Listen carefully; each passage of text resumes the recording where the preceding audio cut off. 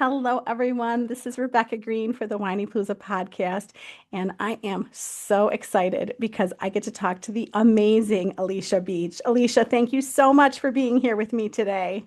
Thank you for having me. I'm excited. I am in Buffalo, New York. It is snowy and cold, and I just told Elisha she has the best last name ever. So- And I'm in Los Angeles, right close oh, to the beach where I think it's oh, going to be like 80 degrees oh my today. God. You see that I'm all bundled up. It's like so cold here.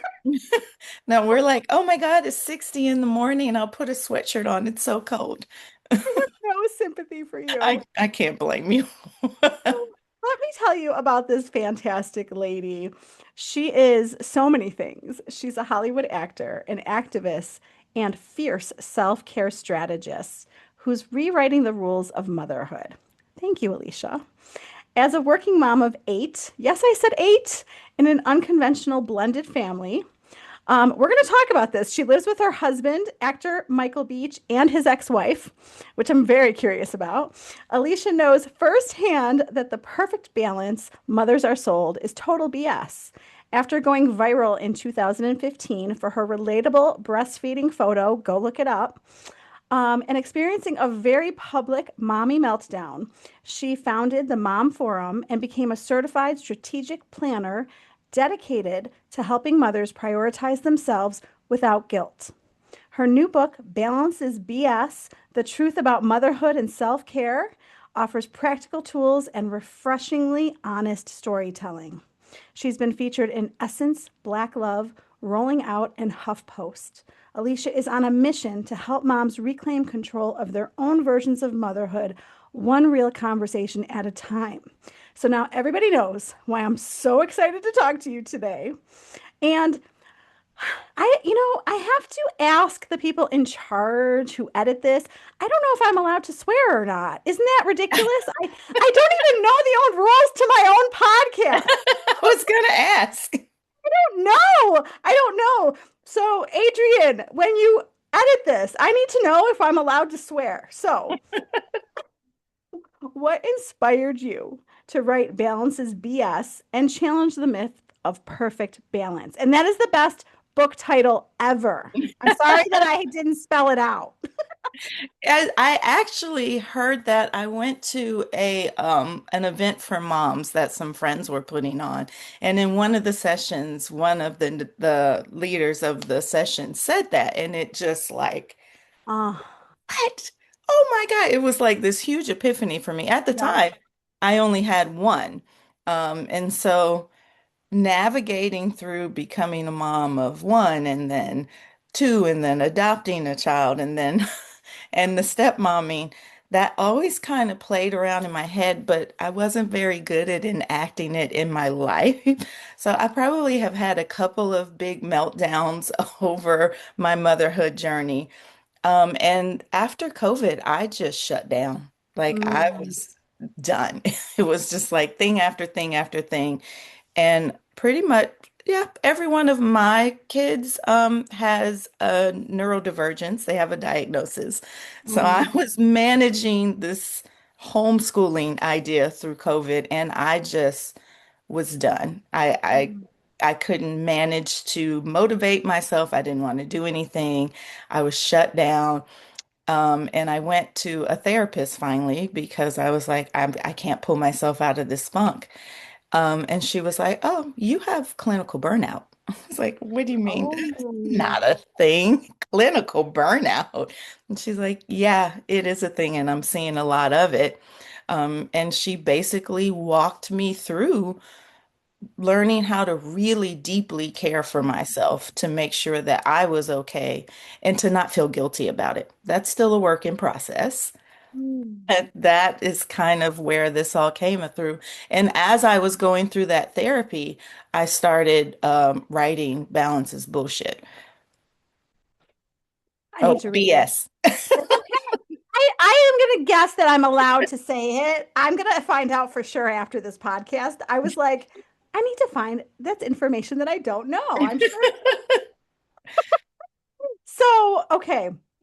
You said so many things that I want to ask you about. I mean, I had question after question. So, I think that I think that we do not do a good job of the no guilt thing. So, can you give us some pointers so that we can get rid of the guilt? I have learned it's okay to feel the feeling, but I don't have to sit in that feeling. Like Mm, it can be a passing, like, oh, nope, I don't have to treat myself that way.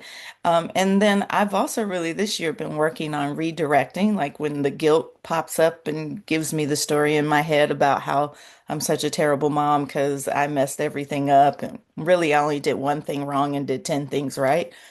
I will remind myself, nope, you did this today, you did this today. It's a no wonder you forgot about this other thing.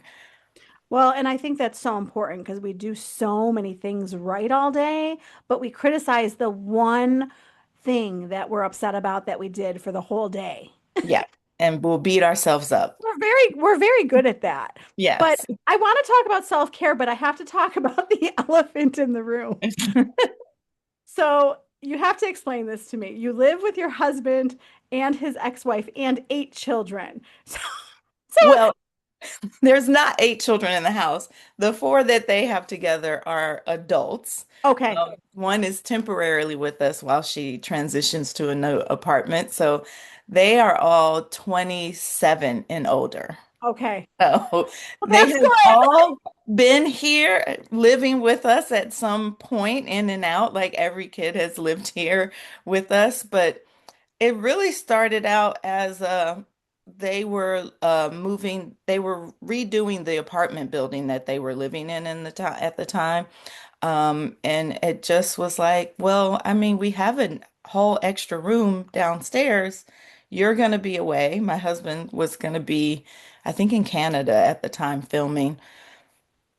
I was like, I mean, I'm open to give it a try if she can't find somewhere to stay. So she came to stay with us. I had just adopted my oldest at the time, so I had three at the time, and I was losing my mind again Yeah, yeah. because I thought, oh, I'm a parent already. I'll just add one more. It'll be no problem.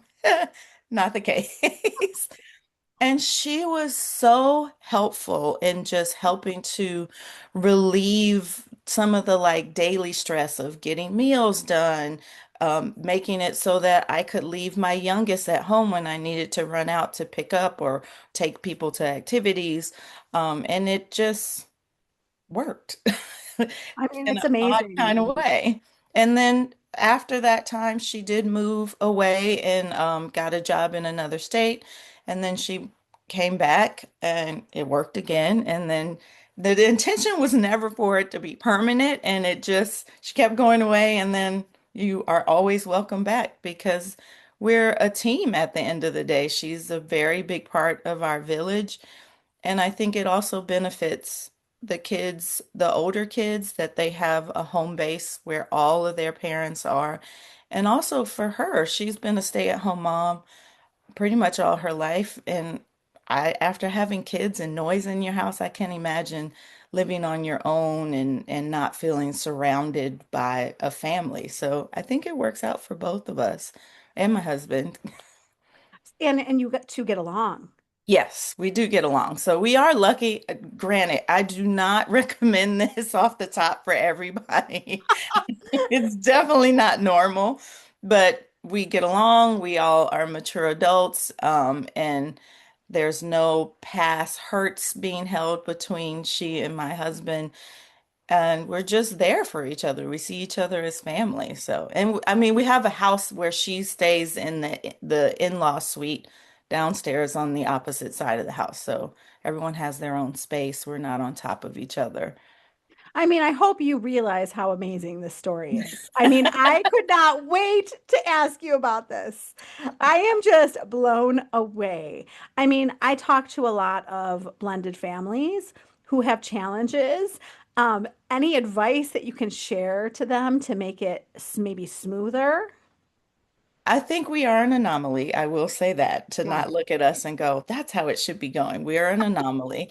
you definitely are. And I got really lucky with her being so open to inviting me in Mm. as part of the family. So I think that was huge, is that she was just open to me being an actual integral part of the family. Amazing. And we put the kids first. Like the needs of the kids come above everything else. And that kind of helps us make the best decisions for everybody. And we genuinely like each other. Like we're actually not that different. There are some things where polar opposites are, but in terms of how we think about raising kids and the type of food we want to cook and that kind of thing, we're on a lot of the same pages. So I think one, you have to align with each other, but if you can just respect each other as knowing, almost looking at them as teammates as opposed to the enemy, you might have a person you never expected to be a support person come into your life and just add a whole nother layer to this idea of the village. Yes, and we need our village. We We really do. desperately need our village. Look, can we talk about your mommy meltdowns? You said there were at least a couple. Can you tell us like what they looked like and how it maybe changed you? Well, probably, well, it wasn't the last one, but the one that really is seared into my memory is when my youngest was born. My husband was working in Australia. Oh my gosh. Yeah, I think I was 3 months postpartum and he was in Australia. One of my stepdaughters was sick. She was in the hospital at the time, and my mother-in-law had passed away. It was just like Oh my thing after thing after gosh. thing after thing. I was like, okay. And I was supposed to go to my husband in Australia, but our infant didn't have a passport yet. So he had to get all this paperwork done in Australia, like go to a magistrate, get it signed, send it over. It got lost by FedEx while I'm still, running to the hospital, Oh my managing everything God. that's going on with 4 kids. And I got the paperwork the day before my passport appointment. I go to the passport appointment. I have my infant in a carrier. I go up to the desk and he's looking at the paperwork and I'm already a scattered mess. Like we can get to my husband and I can give him a big hug. His mother had just passed away. And the guy goes, I can't approve this passport. The dates are wrong. I'm like, what do you mean? In the moment, I did not have the capacity to realize in Australia they write the day, month, year, where in America we write the month, day, year. It was Mm. completely overlooked by everybody. He took it back to a higher up and came back and was like, I'm sorry, the dates don't match. We can't do this. I start sobbing. The water broke. I'm sobbing. I had a cloth diaper as a burping thing on my shoulder. I'm like having this diaper over my face. My kid is hanging out of the carrier. I had to be escorted out of the room by security.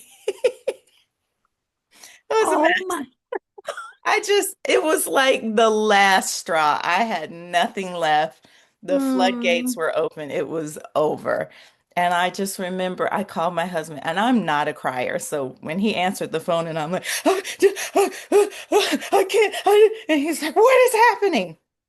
It was a pure mess. After I calmed down from that moment, I was like, wow, I can't allow myself to get to this point again. Like, I had no capacity for anything in that moment, which is understandable, but I had been prioritizing everyone else's needs and I was postpartum and I had no boundaries and I was just completely done. And that was really the moment, the breakdown that I was like, something's got to change here. Right? I mean, and it's sad that sometimes we have to get to those moments to realize what we're doing is not working. Yeah. And it often takes one of those Oh moments. my God. And we've all had those moments. Yes. Every single mom has had those moments. So, what did you decide to change after that? I started doing more things that were for me. So Mm, that's when I started the Mom Forum, which was kind of like a therapeutic writing exercise for me. I could just write about, how I was feeling about motherhood, what I wanted from motherhood. That was really helpful. I learned to start saying yes to me mm, first. Um, and even then, still over time, I was still over promising myself to things, and that was still a lesson I had to learn in the future. But it was more about, okay, what do you need to do for you before you start doing everything for everybody else? And it really came down to re-looking at what are the basics that I'm doing that I can just put into my everyday life that just puts a little bit of rest into myself or self-care or a moment to sit down or to feed myself properly that just adds up to a little bit more ability to regulate throughout the day, I find makes the biggest difference. It seems small, and a lot of people will even say, that's not self-care. That's not self-care. No, I agree with you. I totally agree with you because I started to realize, I don't know what it took for me to realize it. Maybe I was hungry one day, but I get up early and I make everyone's lunch and I send everyone on their way. And then I realize at some point in the day, like, what about my lunch? Yes. Whoops, I forgot to feed myself. Right? I do. Yeah, I think we all do that. Yeah, you're just going and going, and then the next thing you know, you're like, wait, I didn't think about myself all day yet. I know. So, what I hear from moms is I don't have time and I have too much to do. And you know, all the, I don't want to say excuses, but reasons, whatever we want to call them. So, can we like put the kibosh on that? Like, how can we help them? I think because we have this idea of what self-care is supposed to look like, we get it shoved down our throats as we're looking through social media. Get up at 5 a.m. for quiet Oh, time. God. Journal, drink your matcha. I'm not getting up at 5 a.m. And you get all these ideas and you're looking at it and thinking about your personal life and go, I don't have time for this. Mm-mm. And so, really, the book is about finding what works in your life for the time that you're in. Like, if you're a new mom with newborns, I don't expect you to get up at 5 a.m. You're probably being forced to get up at 5 a.m. to feed a baby in 3 a.m. and 2 a.m. and 1 a.m. But maybe that's the time of life where sleep is your self-care. And you can focus on just that one thing and remove the guilt for not doing all the other things. So the idea is really to just get down to the simple basics that you need, not me, not Suzanne on Instagram, not your neighbor, what you need to help you feel a little bit more rested or a little bit calmer, or you find more ways to regulate yourself. That's self-care. And it's the buildup of all those tiny, tiny things that you do that help you function. It doesn't take the stress away. It doesn't take the chaos of being a mom away. It just gives you the ability to regulate through it at a much better level. Well, and what I love that you said is that it looks different for what everybody needs because we're all so different. And I think people don't think about that. Yeah. Like if you're a mom of a quiet toddler that likes to play on their own versus a mom of twin neurodivergent boys, your lives look very, very different. Yes, yes. Oh my gosh. I You may cannot be, believe that. The quiet children who sit and play all quietly. Like, who has those kids? I've heard of some people having these They definitely uniforms. exist. I have not been blessed with one of those. Oh my gosh. Well, and we hear this myth of like you can have it all. And I think that makes us stressed. So, can we talk about your thoughts on that myth? Oh, that's the whole idea of balance. Like it just does not exist. I've been seeing on social media the trend going viral of we don't balance it all. We just choose what we're going to fail at today. I don't like that. Or you choose what you're going to do well at. So we can reverse it into the positive. And it's like work is just not going to be the focus these days. I'm just showing up because I have to. And right now I'm managing all of the school potlucks and the upcoming performances and the Christmas shopping, My the God. holiday shopping. So you have to pick where you're going to focus and be okay with everything else falling off the plate for a bit. It's okay. Nobody's doing it all well. We're all trying. That's That's the thing, and we all think everybody else has it all together, which is another myth. Yeah, which I guarantee you, everyone has something that they're like, oh my God, this is a mess. I know. Well, and I feel so bad. I emailed my producer right before this and I was like, oh, we needed this for the holidays. So I feel so bad. I think this is coming out after the holidays, but we needed you like December 1st. That's okay. You can do a new, fresh start. That can be your New Year's This, we're resolution. gonna start the new year with being nicer to ourselves and finding some self-care in our Yeah. day. Okay, your photo that I mentioned that everybody needs to go look up. Okay, so tell us about what that photo and real motherhood means to you because I told you I looked it up and I said, this is motherhood in a nutshell right here. It is. That was my daughter, who is now 11. She's so grown up. Oh my goodness. She was, Crazy. what, just under one at the time. And I had gotten up. Thank God none of my kids were very early people. So I had gotten up and gone into the bathroom and was just really having quiet time being on my phone. And I guess she had gotten down out of the bed and come into the bathroom. And on her way over to me, she had opened all of the bathroom cabinets and pulled all kinds of stuff out, just drawer God. by drawer. And she made her way over to me and she climbed up and she just wanted to breastfeed. And Oh, I was just like, this is whatever. crazy. And I said to my husband, oh my God, you have got to take a picture of this because this is like the epitome of my life right now. Oh my gosh. I think the funniest thing is that every single mom understands what it's like to go to the bathroom by yourself. Yes. And I want you to know my kids are at school and I work at home, but my pets follow me to the bathroom. Oh, yeah, that too. I'm sure you heard my dog in the background. He's got to sit right by my feet. Mine is right here too. And it's so funny that like the kids and the pets follow us around Yeah, everywhere. everywhere. Mom, mom, mom, mom. Oh my God. Well, and there's also for me, and like you said, every house is different.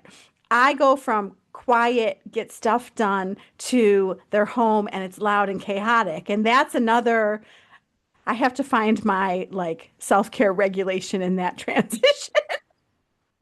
The witching hours are The just witching. Oh like my God, I forgot that expression, the witching hours. everyone's tired, overstimulated. There's so much to do in a little bit of time. Yeah, I tell my kids, I'm just trying not to lose it. Like, just please I help me out know. here. I know. And like okay, so you're working, you're an activist, you have your personal passions, you have your family. Like I'm reading the list, and I know we can't say balance or juggling, but you really are like juggling all these balls. So tell us about like a successful juggle day and how that looks so that we can learn from you.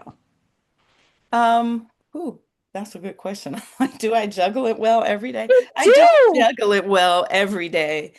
I mean, I'm most typical moms, we feel like, oh God, this is a mess. I feel like because my kids have been neurodivergent, that I have learned to let a lot go and learned a lot more to go with the flow. Not by Mm, choice, but just because I was going to lose my mind if I didn't learn how to do that.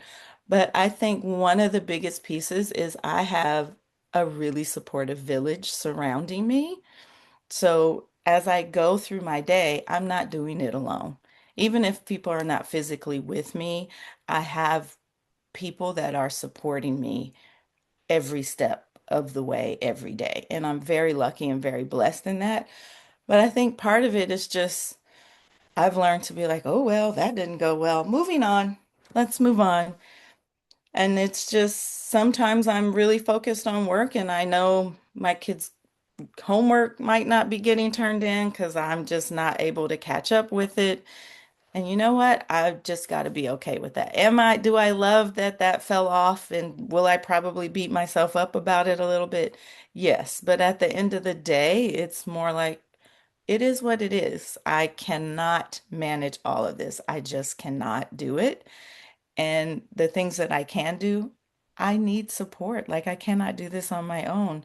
when my husband is home, he's really involved. He's taking the kids to their activities so I can spend the evenings working.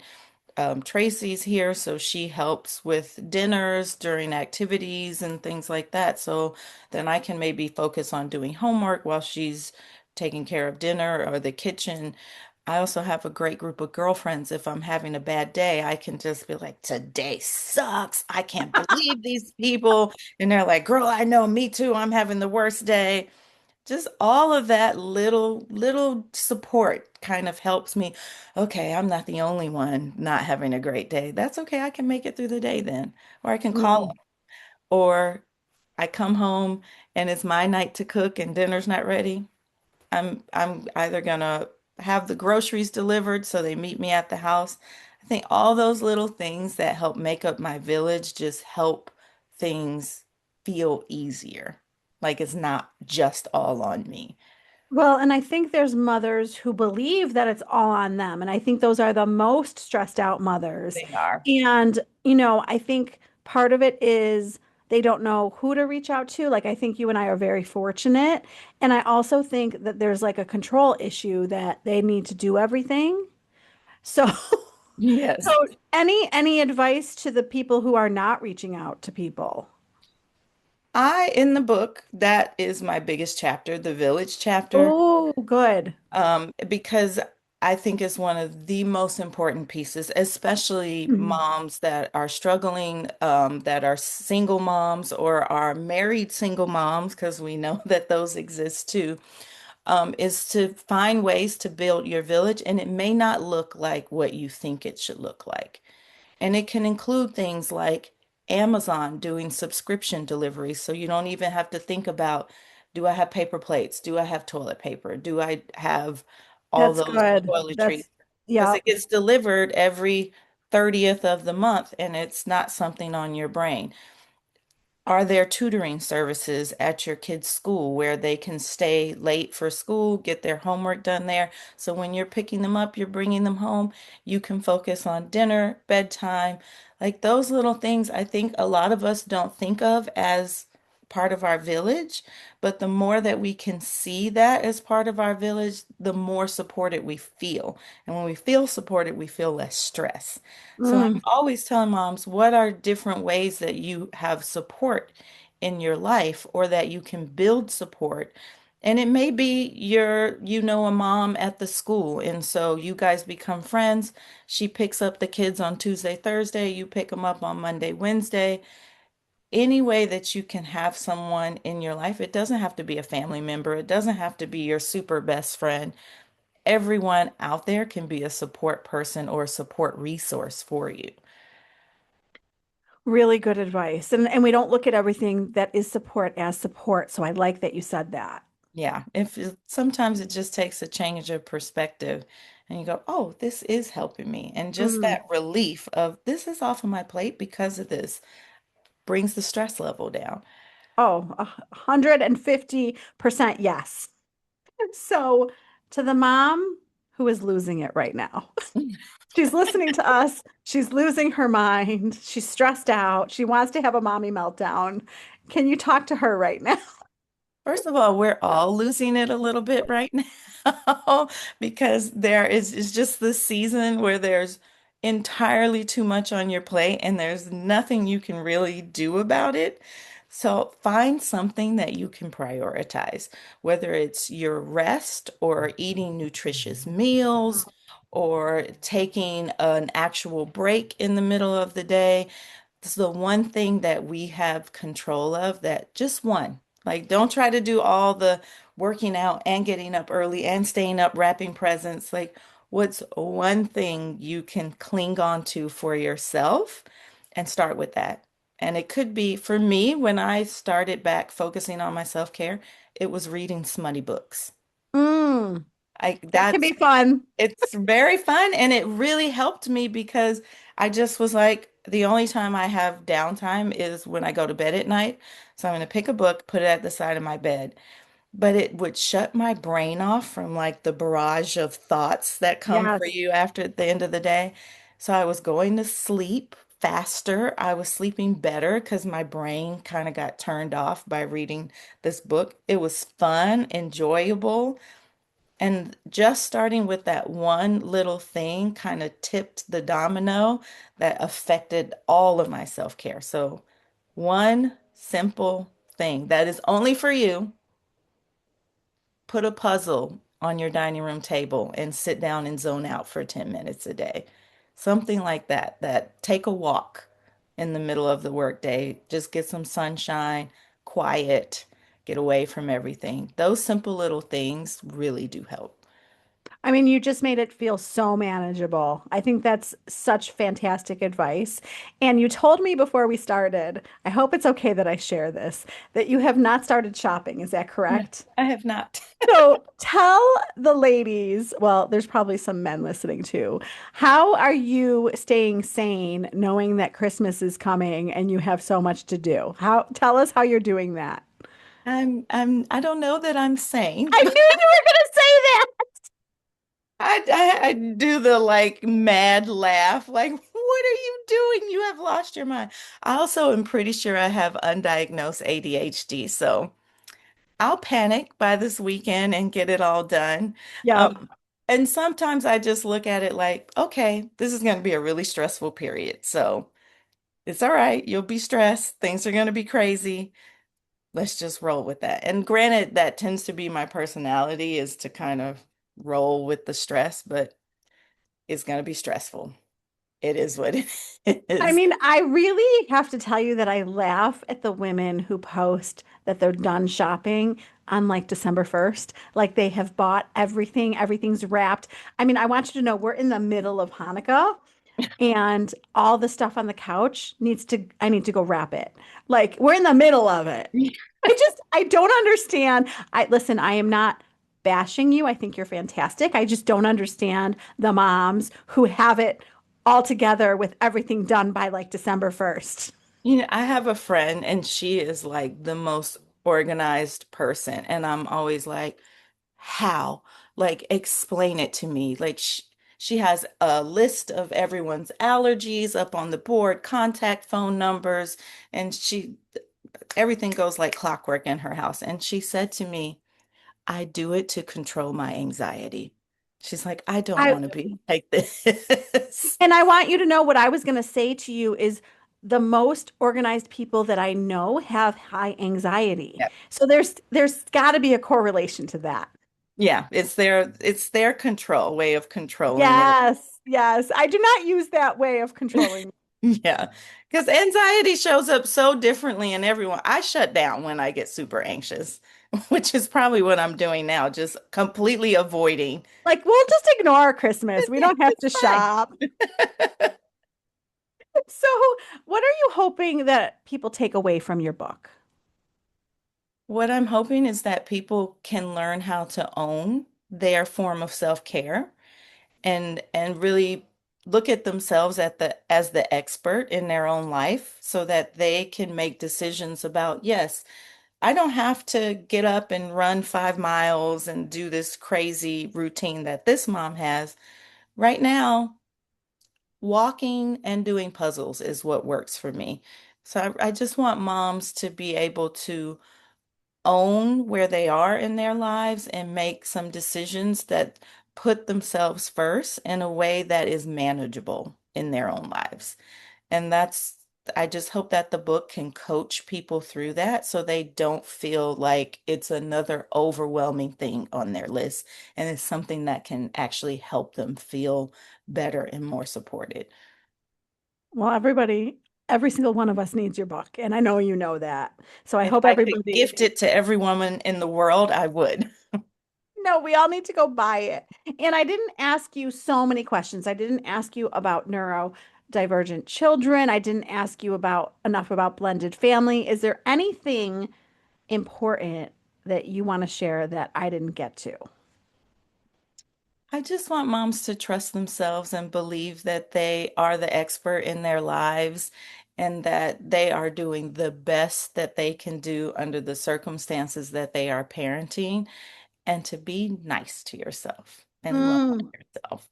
Oh, I hope someone can be a little nicer to themselves after listening to this. I hope so too. Well, I think you are absolutely fantastic. And I am so honored that you took time to talk to me today. I am honored to be on here, and then I can come back and talk out about neurodivergence and Yes, please come back. I'm yeah. like, I didn't get, listen, the two of us have endless lists that I don't really want to go get to. I would rather just talk to you. I That's can more fun. ignore, right? I can ignore the presents all over the house. Yeah, I think I'm gonna have to brave them all. I think I'm past the point Oh, of delivering gifts. oh my gosh. Well, good luck. And thank you so much for your time and expertise. Thank you and happy Hanukkah. I hope you guys enjoy your celebration. Thank you so much. This is Rebecca Greene, and I want to tell everybody to spend every day laughing, learning, and loving.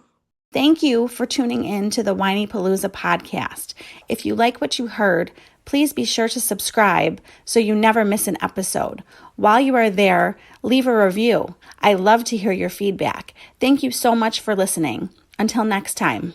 This show has been produced by Market Domination LLC.